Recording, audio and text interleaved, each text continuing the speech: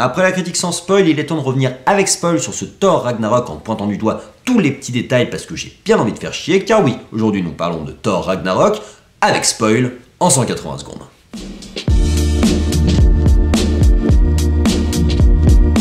Toujours réalisé par Taika Waititi et toujours sorti le 25 octobre 2017, enquêtant sur des visions apocalyptiques, Thor se retrouve confronté à sa sœur, la déesse de la mort, réclamant sa place d'héritière légitime d'Asgard.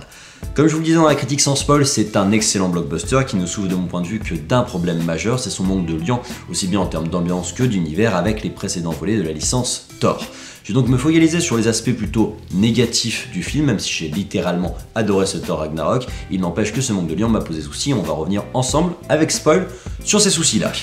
Globalement, je trouve donc que ce manque de logique se ressent dès la scène où Hela arrive par le Bifrost et tue de manière complètement ridicule Volstagg et Fandral qui sont complètement minables par cette déesse-là. Ils n'ont même pas le droit à un moment d'héroïsme alors que c'était des personnages importants dans l'univers Thor qui faisaient partie du groupe de Thor avec Ogun qui lui se battra contre Hera et aura le droit à au moins un combat un peu charismatique et Lady Sif qui est tout simplement absente du film. Je trouve que ça révèle un vrai souci, c'est qu'en plus le film présente de nouveaux personnages secondaires qui finalement assurent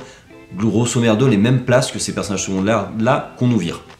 Donc c'est vraiment dommage parce que pour quelqu'un qui aimait l'univers Thor, on se retrouve avec un caprice de réalisateur entre guillemets de vouloir mettre ces personnages plutôt que d'autres qui finalement assurent la même fonction. Et ça se ressent d'autant plus sur le personnage d'Heimdall qui lui a un vrai rôle à jouer et on a l'impression qu'il y a une basse raison marketing de se dire que Idris Elba est lui un acteur connu et que lui il faudrait plutôt le conserver là où les autres ont peut-être un peu moins percé.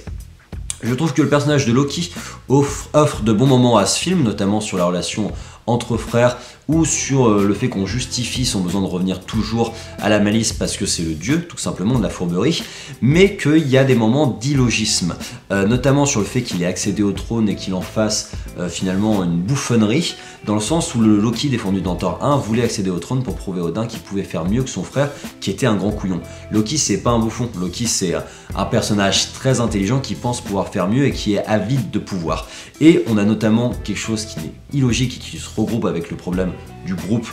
qui a été ridiculisé dans ce Thor 3, dans le sens où on se demande ce qu'ont fait Volstagg, Fandral, Ogun et Lady Sif pendant que Loki était au pouvoir, parce que ça se voyait qu'il y avait un souci. Heimdall lui a fui, mais du coup ça aurait été d'une logique implacable que ces trois partenaires le suivent aussi et que la révolution soit montée après avec ces 5 personnages-là.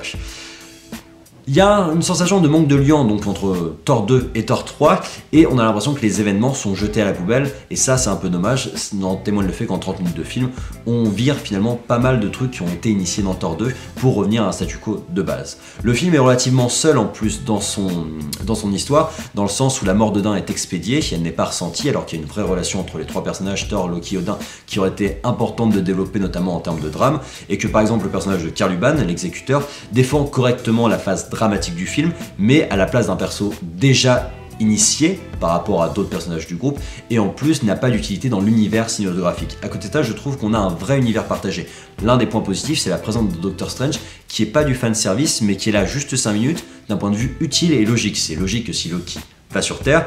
quelqu'un va le surveiller, le sorcier suprême va surveiller les arrivées d'un sorcier pouvant causer des problèmes.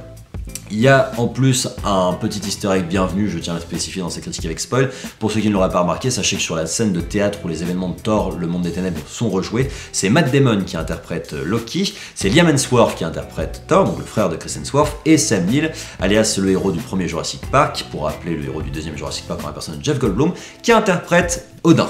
Et enfin, sachez que c'est le réalisateur Waititi lui-même qui interprète le personnage de Korg, le géant de pierre. Donc, tous les détracteurs de Marvel ont relativement faux par rapport à ce film quand ils disent que les Marvel n'ont pas le droit d'avoir l'identité propre d'un réalisateur. Si, c'est le cas de Thor 3, et c'est même son problème principal, c'est-à-dire que c'est un film de réalisateur qui est excellent, mais au détriment de l'aspect commun de la licence. Et top. J'ai honteusement dépassé, mais il me fallait au moins ça pour vous expliquer avec spoil tous les petits à côté que j'avais envie de développer au cours de cette critique un peu HS. Et si vous avez envie de voir un avis plus court, un avis qui se tient en 180 secondes, je vous invite à regarder la critique sans spoil de Thor Ragnarok. Je vous rappelle que vous avez toujours 2 places à gagner pour la séance spéciale Final Fantasy XV Kingsglaive à l'occasion du concert Distant World, tous les détails en description. Et qu'à la fin de la semaine, ma web-série Les Plaidoiries de l'Absurde commencera sur la chaîne Podcast, vendredi à 18h, je vous espère nombreux et je vous invite à regarder ça sur YouTube. Je vous invite à liker, commenter, vous abonner et je vous donne rendez-vous sur la chaîne YouTube de Popcast pour d'autres critiques ciné en 180 secondes.